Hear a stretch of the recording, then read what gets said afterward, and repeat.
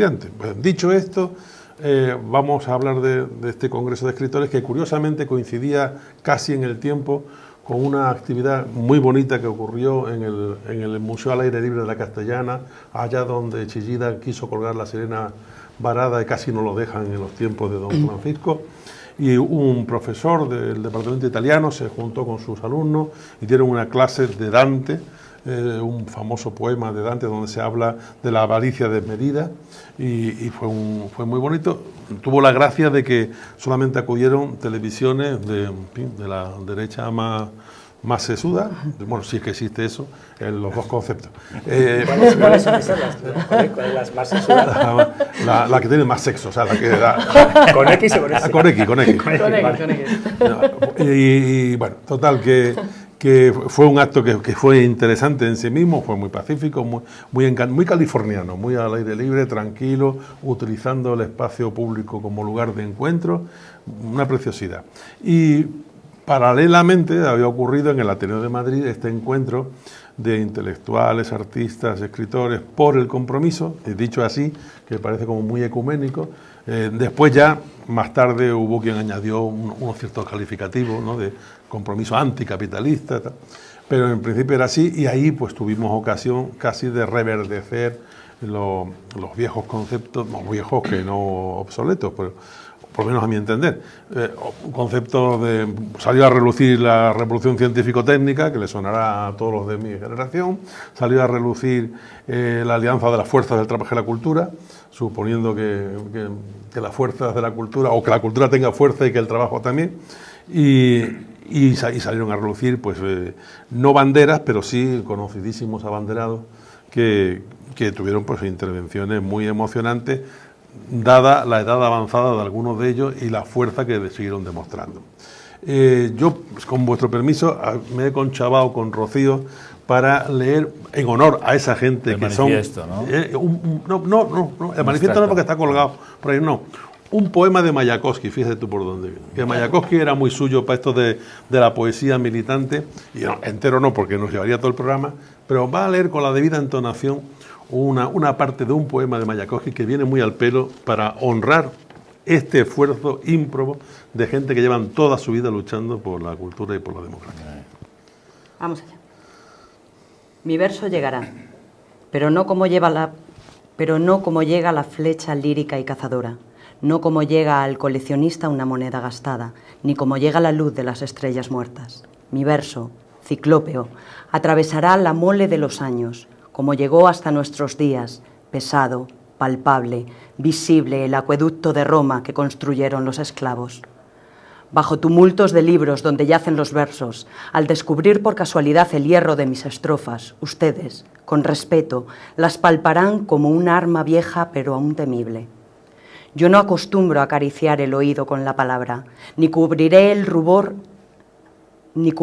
rubor la oreja de señoritas cubiertas de rizos con semiobscenidades. Desplegaré como para un desfile las tropas de mis páginas y pasaré frente a ellas, mis versos, de pie, plumbios, listos para morir o para la gloria eterna. Los poemas inmóviles, cañón con cañón, apuntando con sus títulos radiantes. Arma del más querido género, lista a lanzarse al asalto. Aguarda inmóvil la caballería de las agudezas, en ristre sus afiladas lanzas de rimas. Y todos mis ejércitos armados hasta los dientes, que durante 20 años volaron de victoria en victoria, todos, hasta la última página te los entrego a ti, proletario del planeta. La mole enemiga de la clase obrera es también mi empedernida y vieja enemiga. Nos ordenaron marchar bajo la enseña roja durante años de trabajo y días de hambre. Abríamos de Marx cada volumen, como en nuestras propias casas los postigos, pero sin necesidad de leerlos, ya sabíamos de qué lado ir y junto a quién combatir. No estudiamos la dialéctica en los libros de Hegel. Ella entraba a nuestros versos con el entrechocar del arma en los combates, cuando bajo las balas huían de nosotros los burgueses, como antes, nosotros huíamos de ellos. No importa que tras los genios, como una viuda inconsolable, avance lenta la gloria en marcha fúnebre. Muere, verso mío, Muere como un soldado raso, como los nuestros morían, sin nombre, en los ataques. Yo, con mis versos, no acumulé ni un rublo, y fuera de una camisa recién lavada les diré, francamente, nada necesito. Al presentarme ante el Comité Central de los preclaros años venideros, por sobre una banda de aprovechados y truhanes poéticos, levantaré, como un carné bolchevique, con todos los 100 tomos de mis libros partidistas. Eso es un poeta. Eso es un poeta de la época. Bueno, pues para suavizar el mensaje, que no el contenido, vamos a otro tipo de descripción. Un vídeo que circula por ahí que es sobre las grandes superficies, que al fin y al cabo pues, siempre hacemos el mismo chiste. El mundo se puede considerar que es una gran superficie. Vamos al vídeo.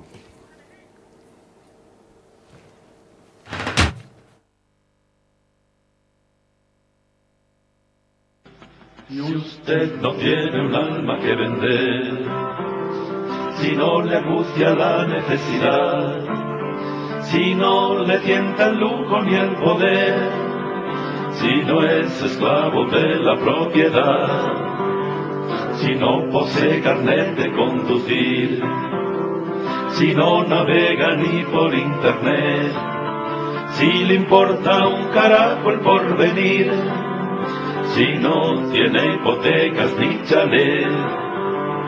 Usted no es de este mundo, créame, pero le encontraremos su lugar, porque algo le tendremos que vender, o algo nos tendrá usted que comprar.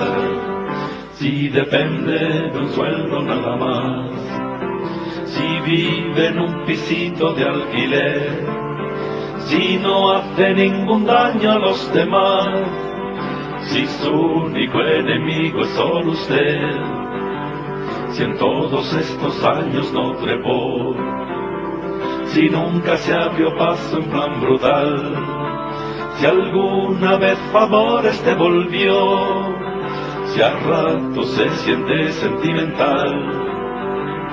Usted no es de este mundo, créame, pero le encontraremos su lugar, porque algo le tendremos que vender, o algo nos tendrá usted que comprar.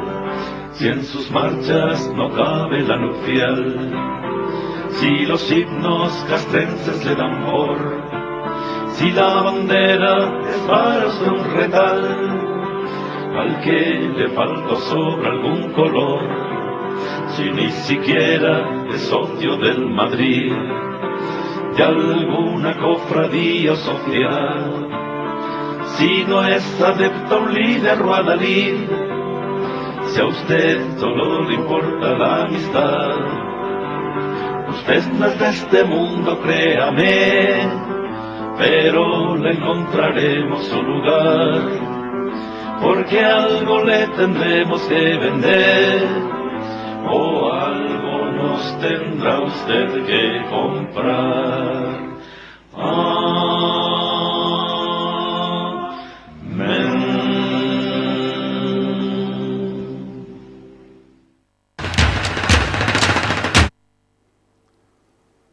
Don Rogelio Blanco, ¿le compra usted un libro o ya no los vende?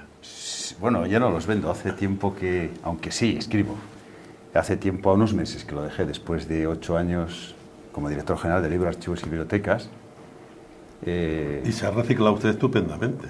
Bueno, procuro, es decir, de alguna manera he vuelto después de 30 años aquí a un instituto de Vallecas y muy bien, estupendo. ¿Y qué le ha pasado al libro en estos últimos 8 años? Así es. Realmente nada.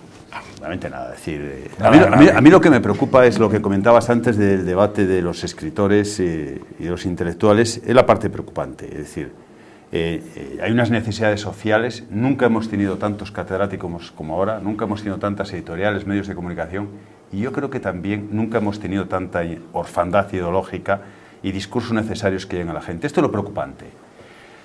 Entonces, el libro como tal es un soporte, puede ser de una manera u otra. Yo no creo que es preciso andar discutiendo si el Bill Gates o el Gutenberg, el electrónico o el soporte papel. Lo que hay que preguntarse es si hay creadores con ganas de lanzar mensajes y sobre todo el destinatario, si hay lectores. Esa es la pregunta.